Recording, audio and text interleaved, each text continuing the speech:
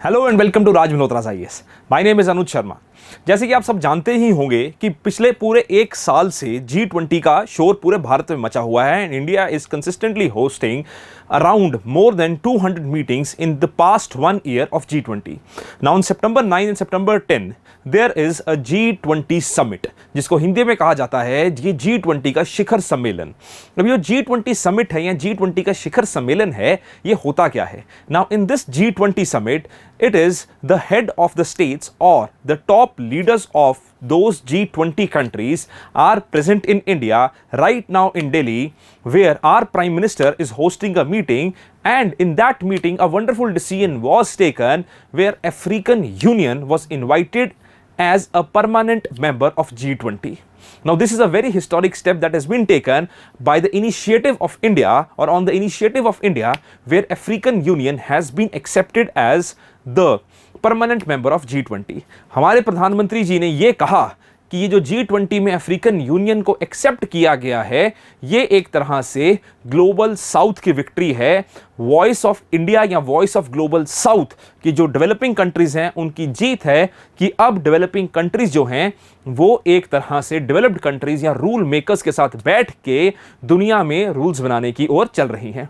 तो ये इंडिया के लिए, अफ्रीका के लिए और पूरे देश के लिए और पूरी दुनिया के लिए बहुत बड़ी जीत है। पर आज की इस वीडियो में हम ये समझेंगे कि G20 है क्या और G20 का बैकग्राउंड क्या है। तो जैसे कि आप जानते हैं कि हमने पहले भी बताया कि G20 का सम्मेलन चल रहा था और G20 जो 2023 में इंडिया को प्रेसिडेंसी मिली, तो इसमें हमारा जो टैगलाइन था, टाइटल था, हमने रखा कि वसुधैव कुटुंबकम, one earth one family one future. तो वसुधैव कुटुंबकम के टैग के साथ हम इस चीज को आगे बढ़े और इसका जो थीम जो था वसुधैव कुटुंबकम, one earth one family one future के साथ हम इसमें आगे बढ़े। तो अगर हम बात करें G20 की कि G20 है क्या, so basically G20 is an inter governmental forum जहां पे बातचीत की जाती है, लोग बैठते हैं 20 डिफरेंट कंट्रीज, जिसमें कि 19 कंट्रीज हैं, एक यूरोपियन यूनियन है। तो ये सारे लोग आपस में बैठ के बात करते हैं with respect to IT, finance, economy, culture, security and all other issues. तो पूरे देश में जिसको लेके समिट हुए थे, तो वो G20 में हर चीज की मीटिंग जो है वो की जाती है। अब इस साल G20 की जो प्रेसिडेंसी थी वो इंडिया को मिली। अब ये प्रेजेंट करता है कि इंडिया के लिए एक बहुत बड़ी अपॉर्चुनिटी है कि जो चेंजिंग ग्लोबल ऑर्डर है, जो चेंजिंग वर्ल्ड है, उस चेंजिंग ग्लोबल ऑर्डर में, उस चेंजिंग वर्ल्ड में इंडिया के लिए एक बहुत बड़ी अपॉर्चुनिटी है। क्योंकि इस अपॉर्चुनिटी में जहां पे सारा वेस्ट देख रहा है एक तरह से एंटी चाइना अलायंस की तरफ या एंटी चाइना पार्टनरशिप्स की तरफ, तो उसमें इंडिया ने अपने पिछले कई सालों में ऐसी इमेज बनाई है या ऐसा स्टेचर बनाया है कि इंडिया को एक तरह से एंटी चाइना और टू काउंटर चाइना अलायंस का या काउंटर चाइना पार्टनरशिप का एक कोर देखा जाता है। तो उस समय के ऊपर जब पूरे दुनिया में इंडिया की जो इमेज है, इंडिया का स्टेचर है, which is consistently increasing from day to day और बाय टाइम टू टाइम, उस टाइम के ऊपर ये प्रेसिडेंसी इंडिया के लिए एक बहुत बड़ी अपॉर्चुनिटी लेके आई है। क्योंकि अगर हम पिछले कुछ सालों का सिस्टम देखें और इंडियन फॉरेन पॉलिसी किस तरह से इवॉल्व हो रही है, इंडिया का स्टेचर किस तरह से इवॉल्व हो रहा है, अगर हम उस चीज को समझें तो आप ये रियलाइज करेंगे कि इंडिया के स्टेचर की ग्रोथ में बहुत बड़ा कंट्रीब्यूशन जो है वो इस चीज से आया है कि पिछले कई सालों में किस तरह से हमने स्टेप बाय स्टेप अपनी कोऑपरेशन कंट्रीज के साथ इंक्रीज की है।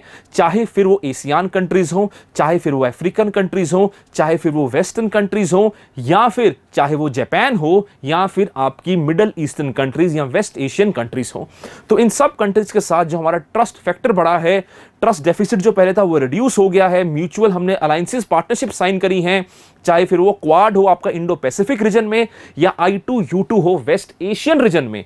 तो इन सारी चीजों के साथ इंडिया का जो स्टेचर है वो कंसिस्टेंटली इंक्रीज करता जा रहा है। इसकी बात हम और भी करेंगे आने वाली इस वीडियो में।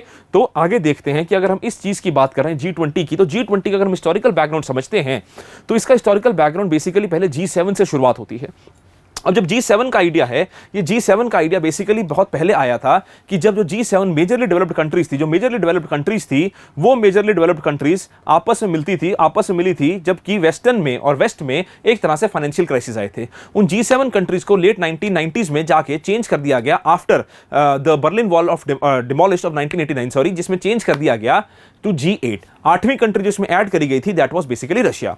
अब 89 के बाद जब रशिया को इसमें ऐड करा गया तो टिल 2014 रशिया जो G8 का हिस्सा था। आपने सुना होगा अक्सर अभी G7 की दोबारा बात होती है, क्योंकि जब रशिया ने क्रीमिया को एनेक्स कर लिया था और क्रीमियन एनेक्सेशन हुआ था, उसके बाद रशिया को उसमें से निकाल दिया गया था and again it became G7। But let 1990s में 1999 के आसपास क्या देखा गया कि दुनिया में जो एशियन टाइगर इकोनॉमीज थी जिनको कहा जाता है the countries of east Asia and सब साउथ ईस्ट एशियन कंट्रीज, और इसका कुछ इंपैक्ट चाइना में भी देखने को मिला था, जैसे इंडोनेशिया थी, सिंगापुर था, इसमें फिलीपींस था, और थोड़ा सा इंपैक्ट आपको चाइना में भी देखने को मिला था। जब इनके ऊपर भी एक तरह से इकोनॉमिक संकट आया और इकोनॉमिक प्रॉब्लम आई, तो दुनिया ने यह सोचा कि क्यों ना इस G7 का या G8 का विजन को थोड़ा सा एक्सपैंड किया जाए। जब इस G8 के विजन को एक्सपैंड किया गया तो इसमें यह कहा गया कि जो कंट्रीज हैं, बाकी इंपॉर्टेंट कंट्रीज हैं दुनिया की, उनको भी इसका हिस्सेदार बनाया जाए, ताकि जो फाइनेंस मिनिस्टर्स हैं या इकोनॉमिक इश्यूज हैं उन सबको हम एक साथ समेट के दुनिया के इकोनॉमिकली हम किसी तरह से प्रॉब्लम ना फेस करें। क्योंकि अब हुआ क्या था कि 1990s के एरा तक जो कंट्रीज थी वो इकोनॉमिकली और ज्यादा कनेक्टेड हो चुकी थी, इंटरकनेक्शन इंक्रीज हो चुका था, क्योंकि वेस्ट जो आपका था वो पहले से इंटरकनेक्टेड था। कोल्ड वॉर के समय में भी उन्होंने G7 जैसी ऑर्गेनाइजेशन को फॉर्म कर लिया था, क्योंकि उसमें इंटरकनेक्शन ऑफ इकोनॉमीज या इकोनॉमिक इंटरडिपेंडेंस का स्कोप जो था वो पहले से चलता आ रहा था। 1989 में बर्लिन वॉल के डिमोलिशन के बाद हम सब जानते हैं कि यूनिपोलर वर्ल्ड ऑर्डर की फॉर्मेशन होगी। उस यूनिपोलर वर्ल्ड ऑर्डर के बाद, जैसे मैंने आपको पहले बताया, कि G8 में बनाया गया, जिसमें 8वीं कंट्री रशिया को डाल लिया गया। 1991 में आप सबको पता है कि इंडिया भी क्या बन गया, इंडिया ने भी LPG को अडॉप्ट कर लिया था। अब उस टाइम के बाद जब 97-98 में east Asian economies, south east Asian economies में प्रॉब्लम आई, तो कह रहे कि जो फाइनेंस मिनिस्टर सिर्फ 8 कंट्रीज के मिलते हैं, तो क्यों ना हम बाकी इंपॉर्टेंट कंट्रीज को भी इसमें इंक्लूड करें, सो दैट कि जो मेजरली न्यूली डेवलपिंग कंट्रीज हैं उनके फाइनेंस मिनिस्टर्स भी इसमें डाल लिए जाएं, ताकि एक इंटरकनेक्टेड इकोनॉमी में और ग्रोथ अपॉर्चुनिटीज आए। अब ये तो चलता रहा, पर लेटर ऑन क्या देखा गया कि जब 2008 ग्लोबल फाइनेंशियल क्राइसिस आए, 2008 ग्लोबल फाइनेंशियल क्राइसिस आए, तो उस टाइम के ऊपर यह डिसाइड किया गया कि अब से हम क्या करेंगे, सिर्फ और सिर्फ फाइनेंस मिनिस्टर्स नहीं, कि एक साल में एक टाइम के ऊपर कंट्रीज के जो लीडर्स हैं, जो टॉप मोस्ट लीडर्स हैं, जैसे कि भारत के प्रधानमंत्री हैं, यूएसए के उनके प्रेसिडेंट हैं, हर कंट्री में जैसा पॉलिटिकल सिस्टम होता है वैसे उनके जो टॉप मोस्ट लीडर्स हैं, they will meet once a year. तो जो सिर्फ सिस्टम G20 का जो ग्रुप ऑफ 20 था वो शुरू सिर्फ और सिर्फ इकोनॉमी के लिए हुआ था या फाइनेंशियल इश्यूज के लिए हुआ था, वो बढ़ता बढ़ता बढ़ता आज इतना बढ़ गया कि भारत ने एक साल के अंदर ऑलमोस्ट 200 डिफरेंट समिट्स को होस्ट किया है, या फिर 200 डिफरेंट इवेंट्स को होस्ट किया है, जिसमें अब सिर्फ फाइनेंस नहीं, हमने टेररिज्म की बात भी करी है, हमने डिजिटल इकोनॉमी की बात भी करी, हमारे फाइनेंस मिनिस्टर जी ने करी थी, उसी तरह हमने कल्चर की बात भी करी, हमने इंफॉर्मेशन टेक्नोलॉजी की बात भी करी है। तो ये धीरे धीरे धीरे scope of G20 started to expand. अब ये G20 की इंपॉर्टेंस है, ये सिर्फ और सिर्फ इसके नंबर से नहीं, पर इसमें जो कंट्रीब्यूटिंग कंट्रीज हैं, जो उनकी पॉपुलेशन है, उससे भी पता लगती है। क्योंकि अगर हम इस G20 के नंबर्स को देखते हैं तो जो G20 है, it basically accounts for 80% of the world's GDP, 75% of the global trade and 60% of the population of the planet. तो 60% population of the planet, 75% of the global trade and 80% of the world's GDP is basically controlled by these G20 countries. तो ये G20 countries का बड़ा important जो initiative है, कि बड़ा important value है, वो यहां से पता लगती है कि 20 सबसे इंपॉर्टेंट कंट्रीज दुनिया की, 19 कंट्रीज, एक यूरोपियन यूनियन, और अब अगले साल से तो अफ्रीकन यूनियन भी होगा जो इसका हिस्सेदार होगा या इसमें पार्टिसिपेट करेगा। अगर आप G20 की बात करते हैं तो ये G7 था Germany, UK, France, Canada, US, Italy, Japan. 1989 के बाद G8 बन गया, रशिया इंक्लूड हो गया। 1998 में ये G20 में कन्वर्ट हो गया Turkey, Argentina, European union, Brazil, south Korea, Mexico, China, Indonesia, Saudi Arabia, Australia, India and south Africa. तो ये सारे जो हैं ये धीरे धीरे इसमें और इंक्लूड होने लग गए, और इनकी इंक्लूजन के बाद जो G20 का स्कोप था ये और एक्सपैंड कर गया। G20 का जो स्कोप था ये और एक्सपैंड कर गया। अब इसी G20 के स्कोप में अगर आप देखते हैं, इसी G20 के स्कोप में अगर आप देखते हैं तो ये स्कोप की कंट्रीज जो हैं, ये जैसे हमने पिछली स्लाइड में बताया कि they contribute almost 80% of the GDP of the country. तो यही कंट्रीज हैं, ये सारा हमने इस पे लिखा हुआ है। अब इसके आगे अगर हम चलते हैं तो ये मैप है आपके सामने कि G20 का मैप है, जो मेजर कंट्रीज में हिस्सेदार हैं उन सबका मैप बनाया हुआ है। अब ये जो है कि अब बात करते हैं जो हमारा सबसे इंपॉर्टेंट इशू है कि इंडिया प्रेसिडेंसी। अब G20 में काम होता कैसे है? अब G20 में जो काम किया जाता है, इस काम करने के लिए G20 में बेसिकली क्या देखा जाता है कि एक ट्रायोका बनाया जाता है, जिसकी अभी हम बात भी करेंगे। पर उससे पहले अगर हम इंडिया को देखें तो India is hosting the G20 leaders of 2023 with 43 heads of the delegation attending the final New Delhi summit in September 2023। अब इसमें जो सारी कंट्रीज हमने पीछे बात करी हैं, इन सारी कंट्रीज में से 2 कंट्रीज ऐसी हैं जिनके नेता लोग जो हैं, मतलब जो टॉप मोस्ट लीडर्स हैं, वो इंडिया नहीं आए हैं। एक तो है रशिया। रशिया का जैसे आप सबको पता है कि यूरोप का एक बेसिक मेन एजेंडा है, और जो ये भी कहा जा रहा है कि G20 का भी एक मेन एजेंडा बात किया जाएगा, जिसको कहते हैं रशिया यूक्रेन वॉर। तो जो रूस के राष्ट्रपति हैं, Russia's president Vladimir Putin, he is not attending this on his behalf. The foreign minister of Russia is going to attend the G20 summit, और वो भारत आ चुके हैं। और सुबह हमने देखा होगा वीडियोस, अगर आपने देखी हैं तो वो भारत मंडल में भी पहुंचे थे, जहां पे मीटिंग होस्ट कर रहे थे भारत के प्रधानमंत्री। दूसरी कंट्री जो जिनके लीडर नहीं आए वो थे चाइना। अब शी जिनपिंग जो हैं वो इंडिया नहीं आए, उनकी जगह जो प्रीमियर हैं चाइना के वो इंडिया आए। अब काफी लोगों ने इसके ऊपर सवाल भी उठाए कि शी जिनपिंग इंडिया क्यों नहीं आए, क्योंकि इतना इंपॉर्टेंट इवेंट था, इतना इंपॉर्टेंट सम्मेलन था, इतना इंपॉर्टेंट समिट था जिसमें ऑलमोस्ट सारे कंट्रीज के लीडर्स आ रहे थे। तो G20 में उनका शिरकत ना देना या G20 में उनकी एब्सेंस बहुत सारे सवाल उठाती है with respect to China's preference to the G20। क्योंकि अगर ये चाइना ने ये कहा कि, या चाइना में जो लोग हैं या जो चाइना स्कॉलर्स हैं, उन्होंने ये कहा कि ये एक तरह से ग्रुपिंग ऐसी बनाई जा रही है जिसमें सारे के सारे agendas which are being decided by the west. So China preferred not to be part of this particular organization or this particular event, Xi Jinping, and rather than Xi Jinping, Li Qiang, who is the premier of China, he is attending this summit. Now, अब ये जो G20 का system होता है, इस G20 में अगर हम देखें तो अगर इंडिया में इस G20 की बात करें तो जो अमिताभ कांत जी हैं, फॉर्मर IAS ऑफिसर हैं और ये नीति आयोग के CEO भी थे। He was appointed as the G20 sherpa. अब G20 शेरपा क्या होता है? G20 sherpa basically is the most trusted officer of the prime minister और of that particular host country. G20 sherpa, हर कंट्री के अपने अपने शेरपाज होते हैं।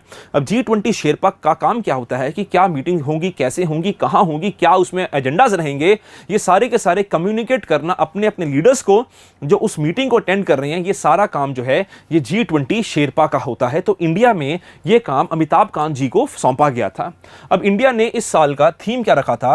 अमृतकाल इनिशिएटिव है। जैसे हम सब जानते हैं कि प्रधानमंत्री जी ने बोला हुआ है आजादी का अमृत महोत्सव, तो इसको अमृतकाल कहा जाता है। The theme of India G20 presidency is वसुधैव कुटुंबकम, one earth, one family and one future.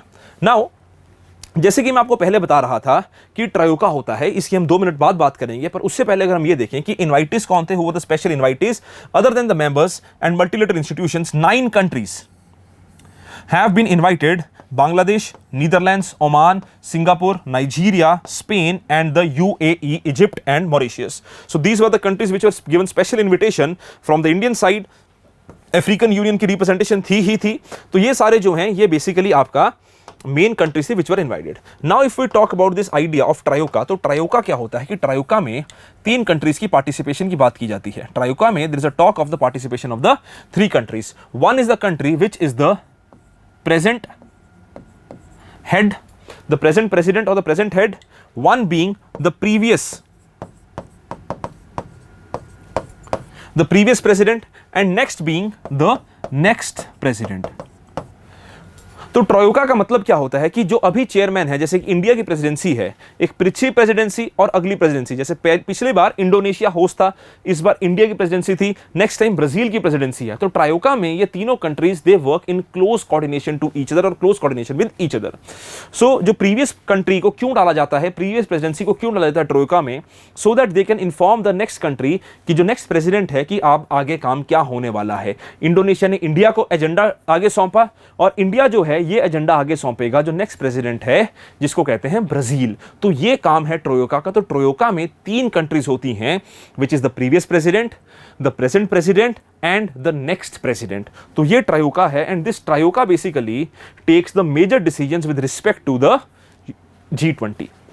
अब ये इंडियन एक्सप्रेस में आज बहुत अच्छी एक उन्होंने ग्राफिक दिया हुआ था पूरा का पूरा समझाने के लिए कि 19 कंट्रीज एंड 1 यूरोपियन यूनियन को कि क्या है ये कंट्रीज में और कौन क्या कितनी इनकी जीडीपी है, क्या इनका शेयर इन द वर्ल्ड है, and what are basically the problems they are facing as of this. And one important caveat with respect to this. तो ये जो इमेज है, ये अच्छी इमेज है जिसमें पूरा एक्सप्लेन किया गया है, लीडर्स की शक्ल के साथ, लीडर्स की फोटोग्राफ्स के साथ बताया गया है कि क्या क्या इनका मेजर एजेंडा रहने वाला है इस पर्टिकुलर G20 समिट में।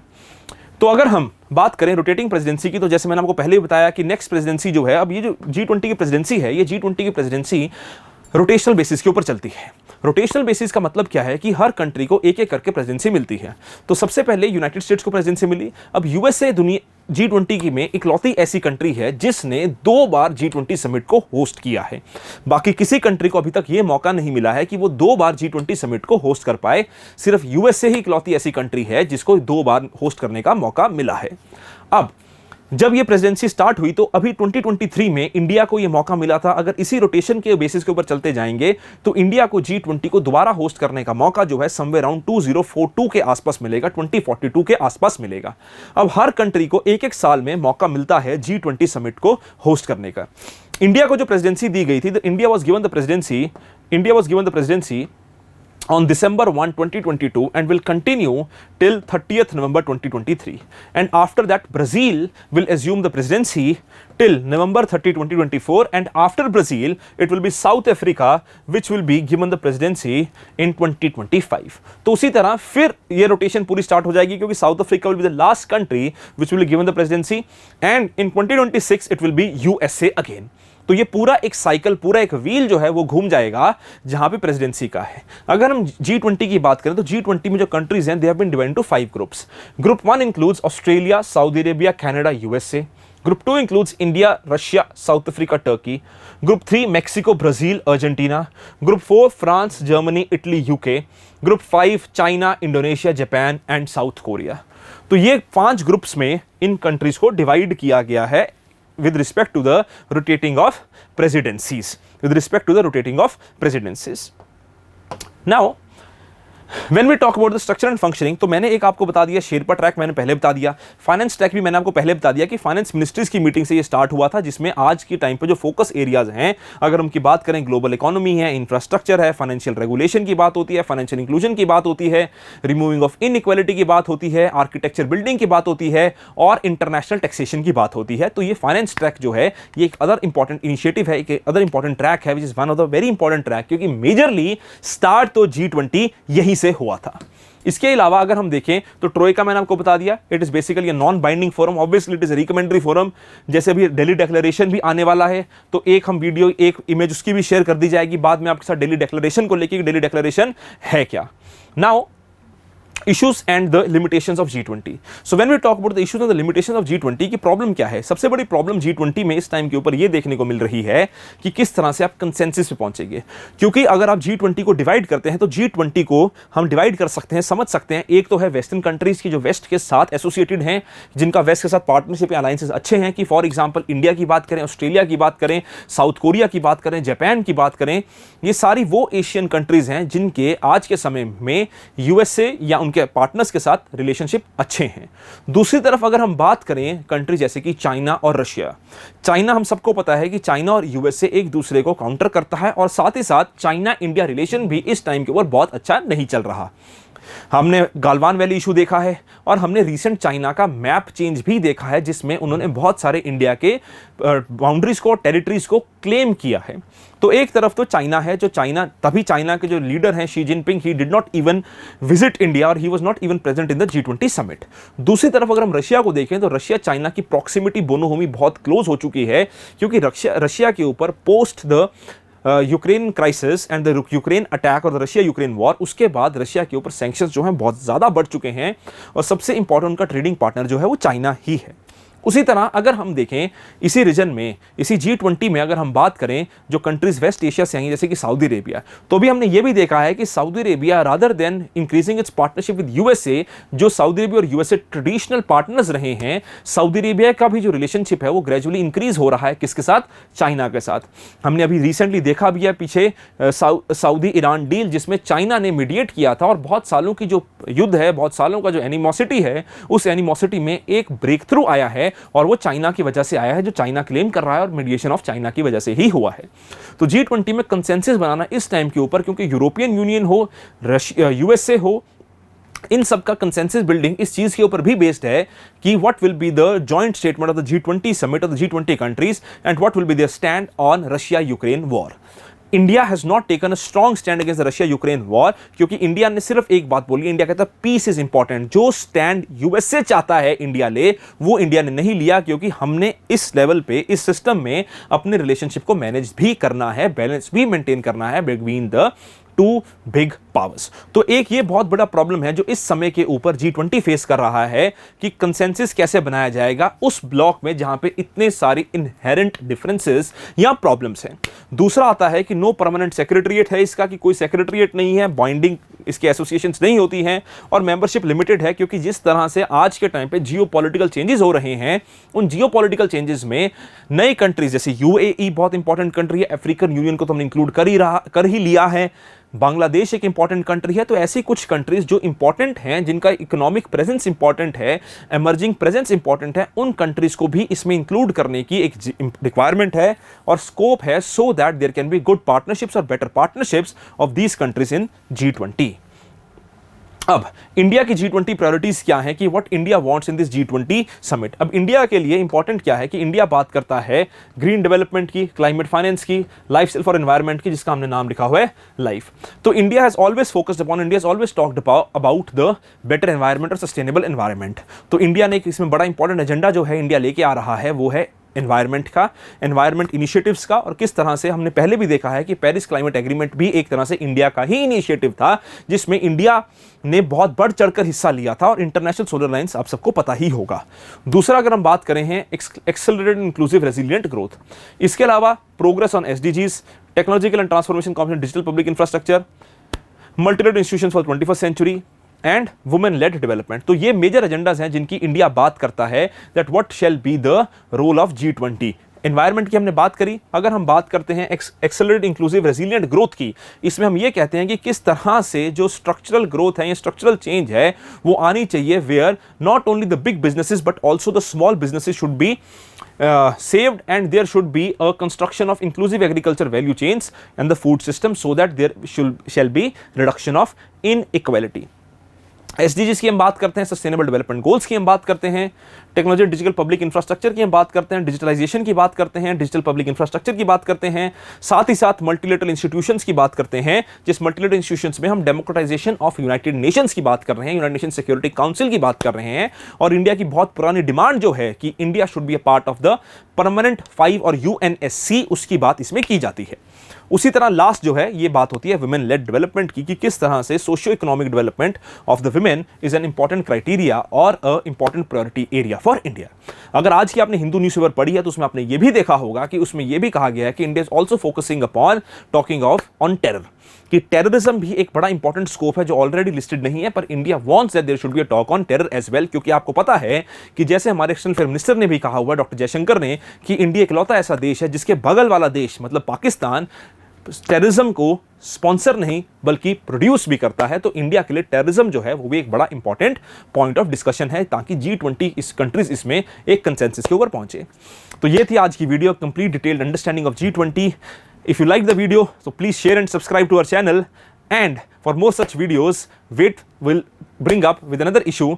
ये जैसे जैसे कुछ आता जाएगा हम आपके सामने वीडियोस लेके जाएंगे। My name is Anuj Sharma and thank you very much.